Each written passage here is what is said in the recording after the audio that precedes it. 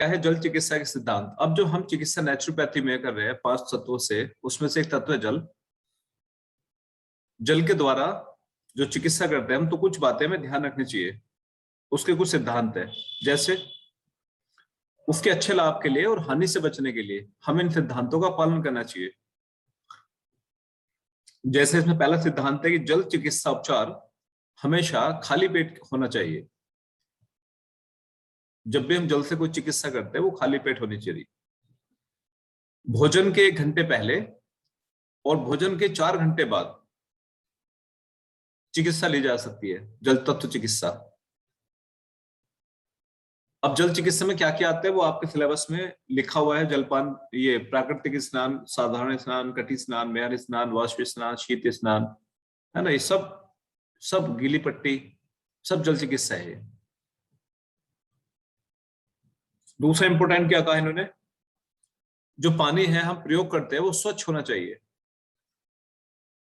अब देखो पानी, जब आप चिकित्सा को पढ़ोगे आगे तो इसमें आप देखोगे कि पानी पीना ही नहीं होता सिर्फ, पानी को गीली पट्टियां भी प्रयोग की जाती है, चादर भी लपेट, गीली चादर लपेट होती है शरीर पे, स्टीम बाथ होता है। तो जो पानी हम प्रयोग कर रहे हैं वो साफ होना चाहिए। एक बार जो पानी यूज हो गया उसे दोबारा प्रयोग में नहीं लाना चाहिए।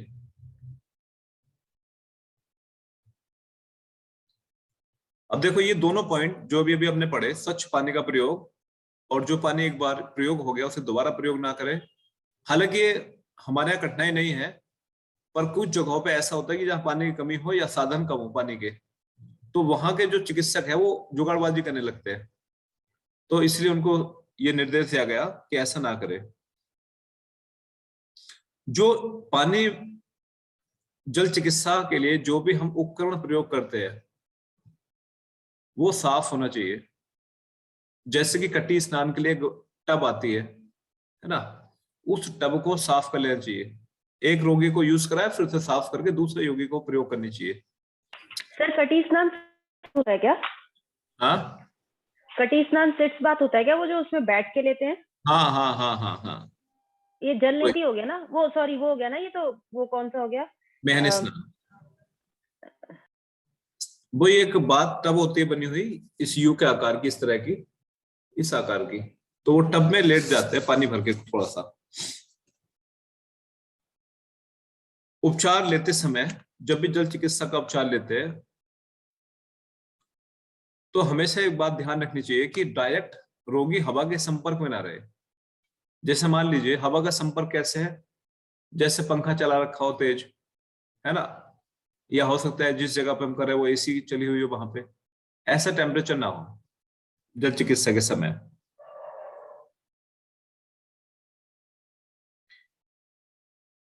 जो लोग बहुत कमजोर है, जो लोग बहुत बीमार रहते हो या कोई हृदय रोगी है, तो ऐसे लोगों को ध्यान रखना चाहिए किस बात का, चिकित्सा कराते समय, कि उन्हें चिकित्सा बहुत देर तक नहीं करानी चाहिए। जैसे मान लीजिए स्टीम बात है, एक सामान्य इंसान है, स्वस्थ है, स्टीम बात का जो समय है मान लीजिए 15 मिनट का समय, 10 से 15 मिनट का, अगर वो गलती से 20 मिनट भी ले ले तो कोई हानि नहीं होगी। लेकिन जो हृदय रोगी है या बहुत कमजोर है, ऐसे लोगों को हानि हो सकती है यदि थोड़ा सा भी ज्यादा ले लिया।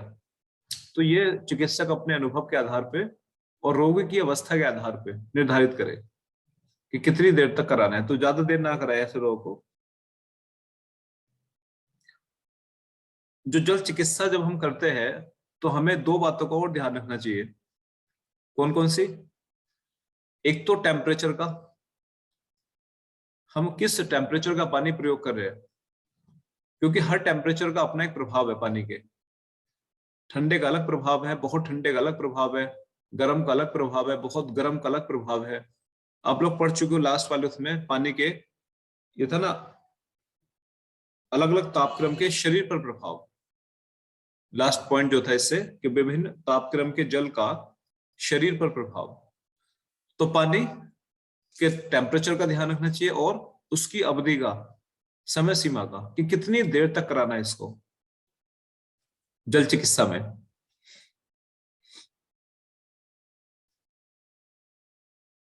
मान लीजिए किसी को ठंडे पानी से चिकित्सा दी गई। चिकित्सा तो कई प्रकार की, गर्म जल चिकित्सा है, ठंडी जल चिकित्सा है, या साधारण पानी से चिकित्सा है। यदि रोगी को ठंडे जल से चिकित्सा दी गई तो चिकित्सा के तुरंत बाद रोगी को अपना शरीर पोंछ लेना चाहिए अच्छी तरह से। उसके बाद शरीर को किसी कंबल या गर्म कपड़े से लपेट लेना चाहिए ताकि उस शरीर में गर्मी आ जाए, मतलब टेम्परेचर जल्द से जल्द नॉर्मल हो जाए शरीर का।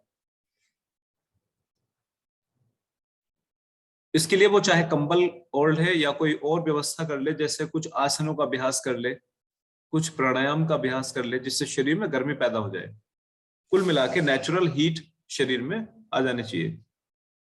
मान लीजिए किसी को ठंडे पानी से उपचार दिया गया, जैसे मान लीजिए मुझे ठंडे पानी से फूट बाथ दिया गया है ना, मेरे पैर या पाद स्नान या फूट बाथ, घुटने तक पैरों को टब में डुबो के बैठ जाते हैं, उसे कहते हैं फूट बाथ। तो उसके बाद कम से कम 1 घंटे बाद मुझे नहाना चाहिए। ये नहीं कि अभी फूट बाथ लिया और थोड़ी देर बाद स्नान कर लिया। तो कम से कम आधा से 1 घंटे का गैप देके स्नान करना चाहिए। ये सिद्धांत है इसका। जब ठंडे पानी से उपचार लेते हैं तो उसके बाद रोगी को नंगे पैर नहीं घूमना चाहिए। जल चिकित्सा जब कर रहे होते हैं, करते समय अगर किसी रोगी को घबराहट होने लगे, हो जाती है कई लोगों को गर्म पानी से घबराहट हो जाती है, स्टीम बाथ के समय अक्सर देखा गया है कि घबराहट होने लगती है लोगों को, तो तुरंत उस चिकित्सा को वहीं रोक देना चाहिए।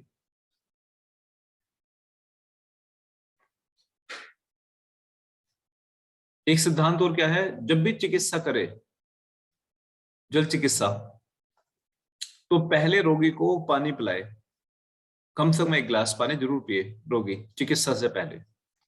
फिर अगला सिद्धांत क्या बताया, अगला सिद्धांत कहा कि जैसे आपने देखा ठंडे पानी से स्नान के बाद ठंडे पानी की जब चिकित्सा दी गई तो कहा गया कि शरीर को गर्म कर ले, किसी कंबल से लपेट के, गर्म कपड़े से, या फिर गर्म कर ले कोई व्यायाम करके, आसनों का अभ्यास करके या प्राणायाम करके। क्यों कहा गया, ताकि शरीर जल्द से जल्द अपने नॉर्मल टेम्परेचर पे आ जाए। ऐसे ही इसमें गर्म चिकित्सा के विषय में कहा गया है, जब रोगी की गर्म जल से चिकित्सा की जाती है तो रोगी को चिकित्सा के बाद स्नान करा देना चाहिए सामान्य जल से।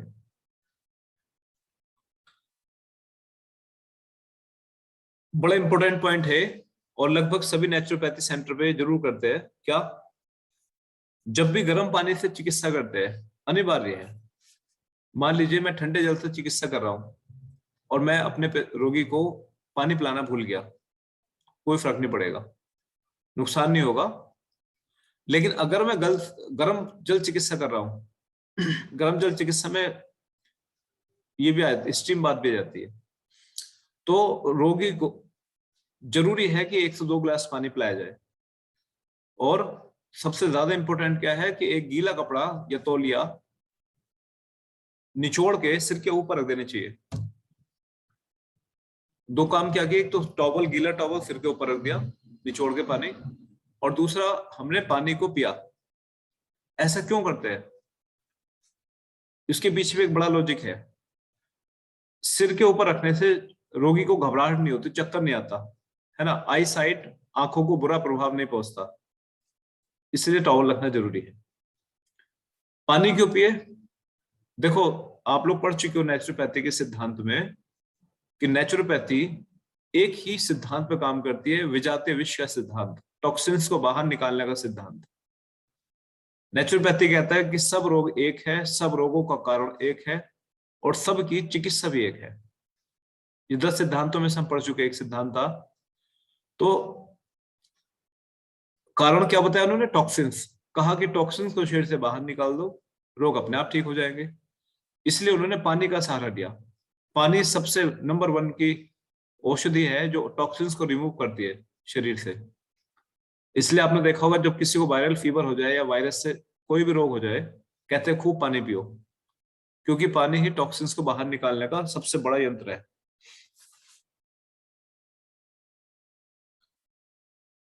एक इंपॉर्टेंट पॉइंट और है, फीमेल्स के लिए स्पेशली कहा गया है कि यदि मासिक धर्म का समय हो या गर्भावस्था का समय हो, तो ऐसे में कोई भी पैथी चिकित्सक की सलाह के अनुसार ही करनी चाहिए। कई बार हम जान जाते हैं स्वयं से, है ना, अपने आप से करने लगते हैं, हमने पढ़ लिया, इंटरनेट पे देख लिया या कहीं से हमने सीखा हुआ है। तो ये जरूर ध्यान रखना चाहिए कि कंडीशन के अनुसार ही करें। अगला सिद्धांत कहा है कि जब चिकित्सा हो रही होती है रोगी की, तो चिकित्सा के दौरान क्या होगा, कुछ रोग उभर के आएंगे। आप लोगों ने पढ़ा था रोग के उभार का सिद्धांत, कि दबे हुए रोग उभरते हैं। तो ऐसे में चिकित्सक को और रोगी को दोनों को धैर्य रखना चाहिए, है ना, घबराना नहीं चाहिए, ना चिकित्सक को घबराना चाहिए और ना ही रोगी को घबराना चाहिए। क्यों? क्योंकि ये एक नेचुरल प्रोसेस है, जो दबा था रोग वो उभरेगा, उसी क्रम में उभरेगा जिस क्रम में दबे थे। तो ये इसके सिद्धांत हो गए जो महत्वपूर्ण थे।